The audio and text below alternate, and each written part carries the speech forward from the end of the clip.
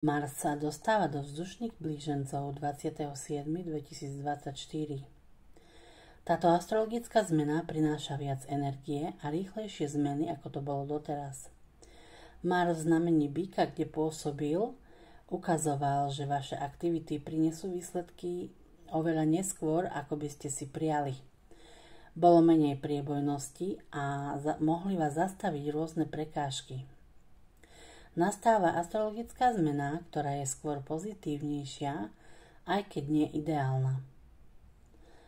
Mars v blížencoch prináša agresívnejšiu a údernejšiu energiu. Potrebujete niečo vydiskutovať, ujasniť si, rozhodnúť sa, tak určite využite túto energiu. Mars všetko zrýchľuje a preto bude tendencia k tomu, aby sa podmienky menili podľa charakteru aspektov, ktoré budú postupne pôsobiť. Mozog funguje oveľa rýchlejšie a zvyšuje sa vaša zručnosť a pohotovosť. Preto, ak ste dostatočne flexibilní, viete tento tranzit využiť veľmi konštruktívne. Tento prechod prinesie nový vietor do všetkého, v čom sa angažujete.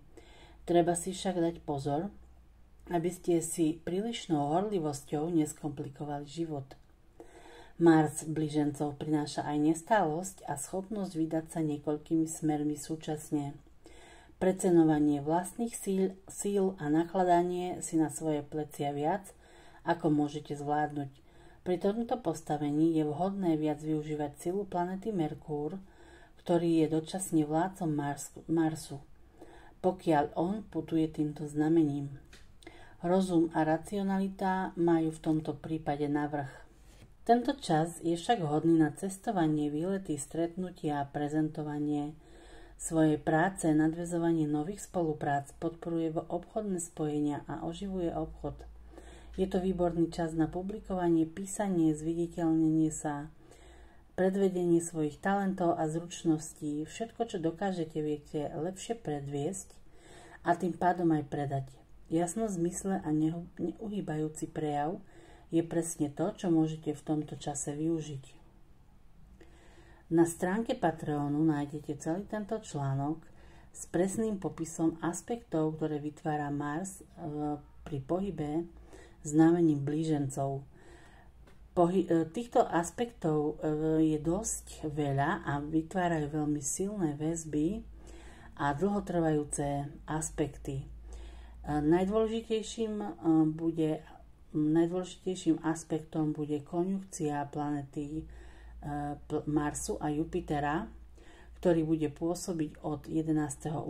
do 18.8.2024.